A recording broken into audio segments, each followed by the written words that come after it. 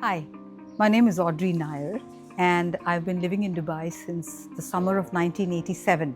In 2007, the children and I went to live in India for about a short span of 4 years. After that, we returned to Dubai. And so this summer, I get to celebrate 34 very eventful, life-changing years in Dubai.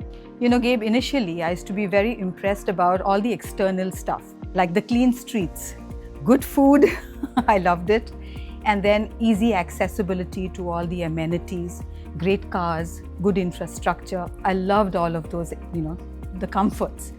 But gradually I began to look beyond those things, and I started to love the city for what it was. And truth be told, I started to grow alongside this city. Now, what do I mean by that? When I first came here, I was told that Dubai used to be described as a very modest fishing village. Can you imagine Dubai as a fishing village? When you look at it today, you will see that it is a successful, bustling global metropolis that is constantly growing and improving, and it's beginning to, impact the world. So when you ask me, what do I love about living in this city? I can't think of, there's so many things that come to my mind, but I'll try to narrow it down. Okay. Firstly, the city opens wide its doors with welcome to everybody from the world. And I can say this with confidence because I've worked with HR all my life here in Dubai. So I've had first-hand experience with that. Secondly, there's the freedom to pursue the faith of your choice, of course within boundaries, but still you're pursuing your own faith. Then thirdly, I really enjoyed the privilege of meeting with people from different nationalities, different cultures, who come into this city. Okay, and I get to build relationships with people. Fourthly, I have noticed that there's plenty of scope, plenty of opportunity to grow and prosper. And not only for yourself, but you can also take people along with you.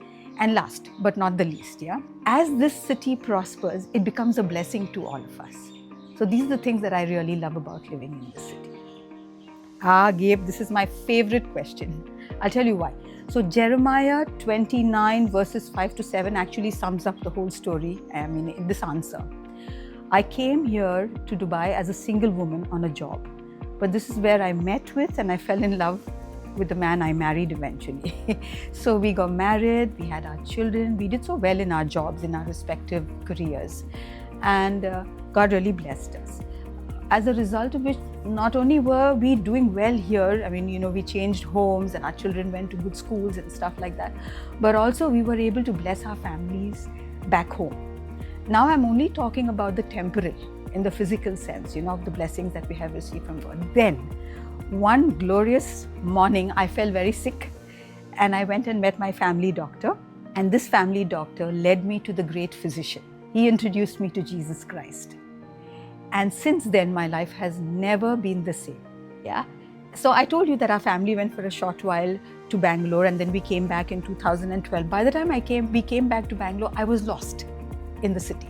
I just couldn't find my feet, even in the church, because there were a lot of new people who had come into the church, and I just felt very uncomfortable. And I used to cry out to God, I miss Bangalore, I want to be back in Bangalore. But there was a defining moment when Steve Oliver preached a message and he shared his story. He said he had asked God when he first came here. He said, I asked the Lord to give me a love for this city. That was it.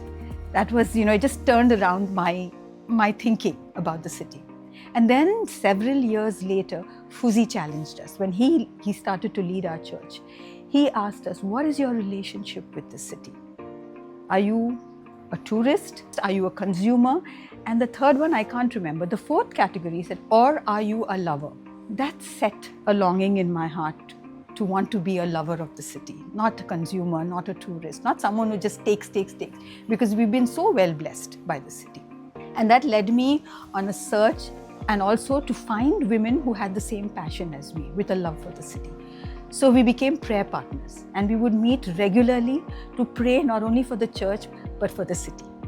And I do believe that we will see fruit. That's my hope. That's how we work. Yeah.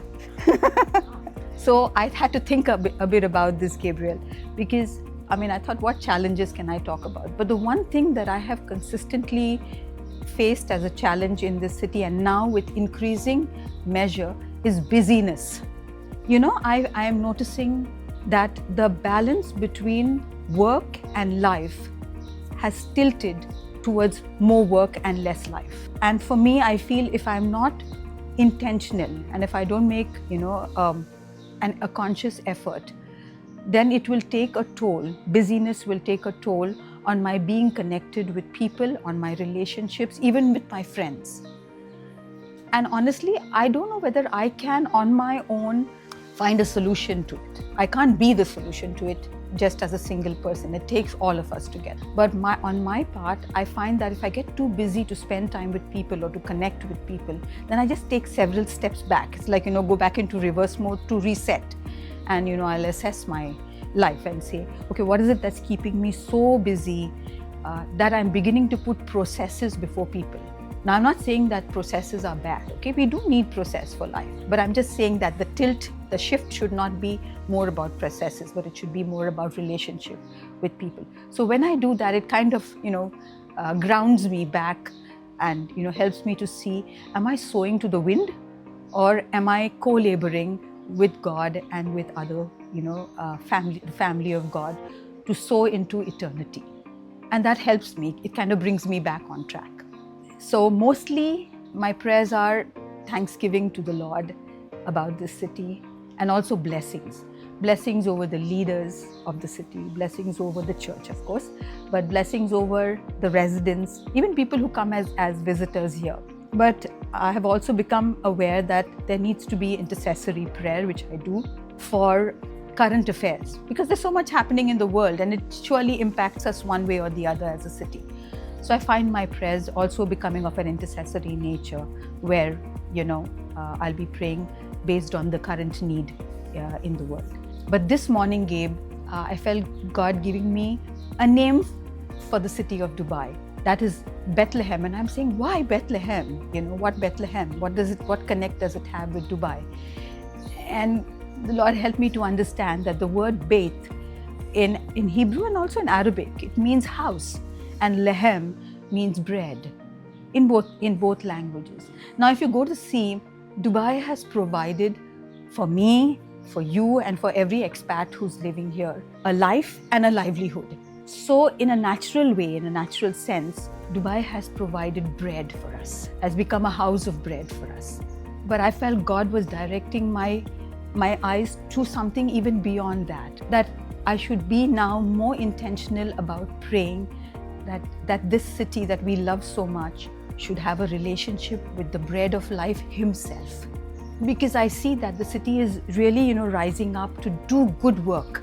From that place of having a relationship with the bread of life, that means Jesus Christ, then every effort, every work, every fight against injustice or trafficking, every generous, giving to the needy, to the poor countries, Sudan, anywhere, Syria, whatever this city gives, will have so much success, will have so much success out of this place of a relationship with Christ.